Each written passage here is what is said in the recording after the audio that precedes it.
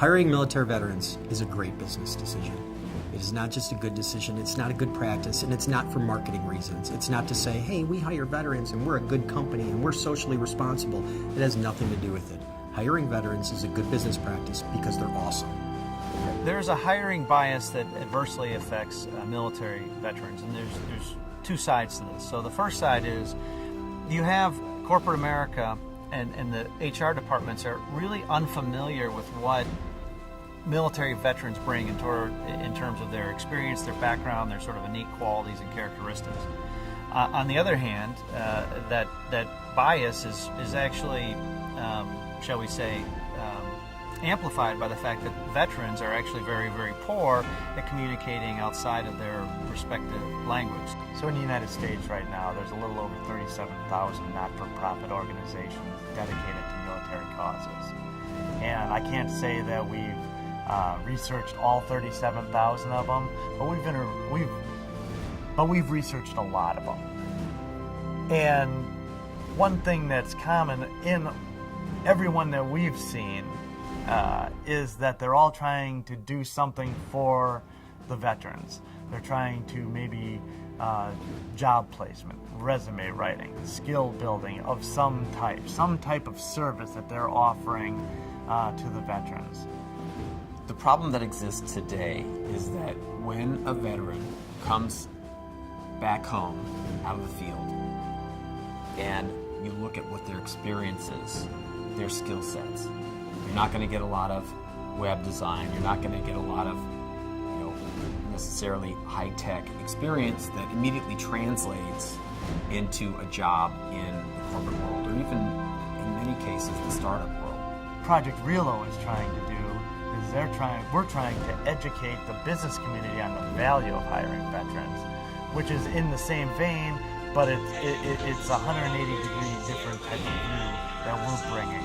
And our argument that we're making is that business leaders shouldn't hire veterans because it's the right thing to do and they're going to feel good about it. They should hire veterans because it's good for their business.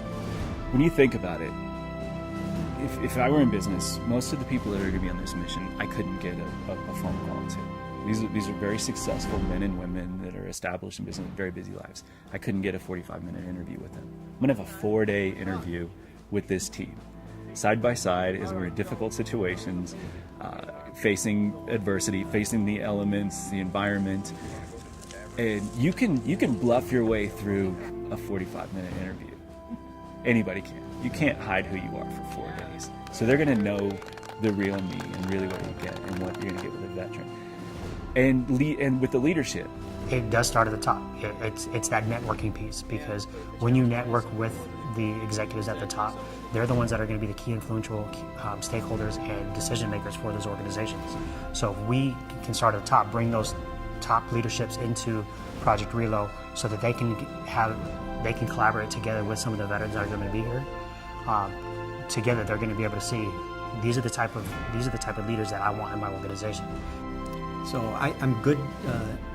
I'm very fortunate to have some friends who are the founders of Project Relo. So Christian and Mike are guys I've been doing business with for a number of years. They're wonderful people. They've been very passionate about causes like our veterans. And when they came up with the idea for Project Relo, it really dovetailed with other things I was doing. I've volunteered at an organization called The Bunker, helping veteran startups get going. I've done some work with Self-Reliant Leadership and my buddy Jan Rutherford to try and help Special Forces veterans enter the workforce. And so this was just another kind of little perfect fit into what I was already doing supporting veterans. And I like the approach that Christian and Mike were putting forth with Project Relo, because it was focusing on the demand side. Really trying to change corporate America and really trying to change our thinking on where we can get a better benefit from hiring veterans. And that is just so much more impactful. It's not about taking charge of a situation. It's not about stepping up and being the guy, let me run this. It's about leading by example. Doing things because they need to be done, not because I'm telling you to do it. See something, see that it's done. They're going to get to see that in my character.